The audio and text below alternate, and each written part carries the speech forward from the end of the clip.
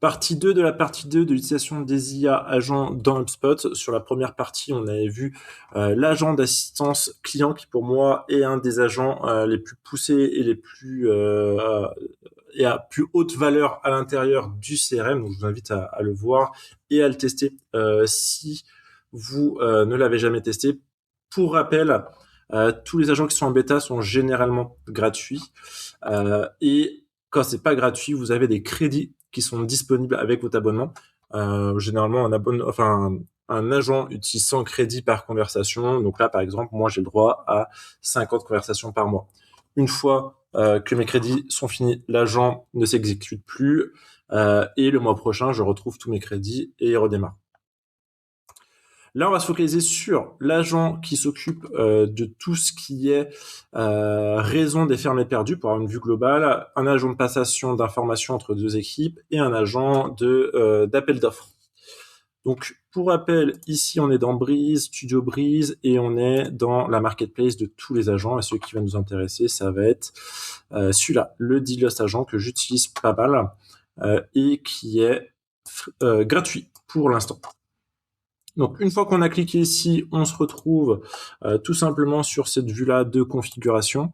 Donc, par défaut, ici, on va donner la time frame. Donc, quand est-ce qu'on veut que l'analyse soit faite. Donc, moi, j'ai dit sur les derniers 30 jours. Ici, je vais avoir le prompt par défaut qu'il y a sur cet agent et je vais pouvoir reprompter le prompt. Donc ici, je vais pouvoir donner des instructions supplémentaires.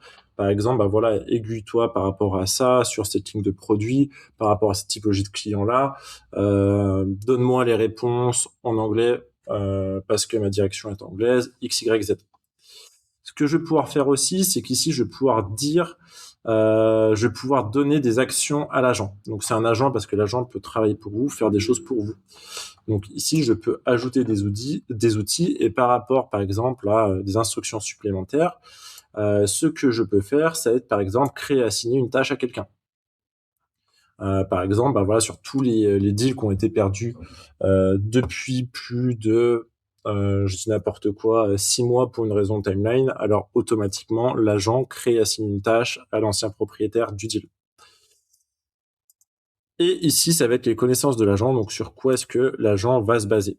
Donc là, par défaut, il se base sur le profil du client idéal, le kit de marque, produits et services, mais on va aussi pouvoir lui pousser d'autres types d'informations qu'on verra dans les prochaines vidéos. Mais en tout cas, pour moi, à ce jour, c'est pas quelque chose que j'utilise pour du Dealust agent. Quelque chose de très important, en tout cas, pour que l'agent ait toutes les informations sur le ferme et perdu, c'est sur la configuration de votre CRM. Sur vos pipelines de vente, on a généralement une phase qui s'appelle fermé perdu. Donc perdu, c'est assez fort comme mot, mais en fait c'est tout simplement fermé n'est pas gagné. Parce que moi je mets autant dans le perdu ce que j'ai vraiment perdu face à la concurrence, mais aussi les choses où moi j'ai pas de réponse depuis 6 mois, je me fais ghoster. Moi-même j'ai pas la bande passante ou je juge que je suis pas pertinent sur le deal. Moi je mets tout en perdu.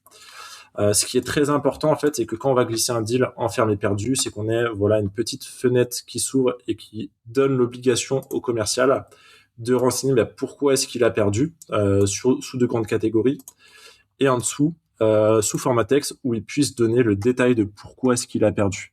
Par exemple, j'ai perdu pour des questions de timing et de budget, de budget 2026. Recontacter en novembre pour préparer 2027. Donc là, c'est typiquement le genre de note que je peux avoir dans mon CRM. Et ici, je vais mettre une date de relance qui déclenche un workflow de création de tâches.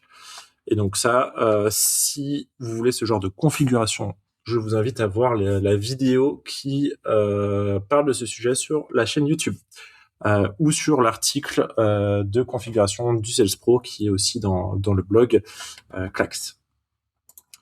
Une fois que cet instant pub est fait, l'idée c'est tout simplement en fait d'avoir l'information dans HubSpot. Parce que si on n'a pas l'information, l'IA va tout simplement pas pouvoir s'exécuter.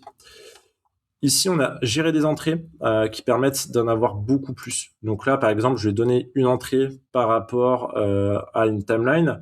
Je peux lui donner une entrée par rapport à d'autres choses. Par exemple, par rapport à des ressources CRM, des objets, des fichiers. Par exemple, sur une ressource, je veux que il aille chercher des articles de blog. Donc là, ressource, c'était surtout pas la bonne pour ce type-là d'agent, mais ça peut être plutôt objet du CRM et on veut que, hop, on fasse un focus sur l'utilisateur. Donc, en plus de donner une timeline, on lui donne un utilisateur en particulier ou on lui donne une typologie de transaction ou d'entreprise en particulier. Ici, c'est sur l'exécution de l'agent. Donc là, exécution, on peut lui poser une question si on va avoir quelque chose de très spécifique par rapport aux données perdues, mais on peut très bien aussi lui pousser d'autres choses.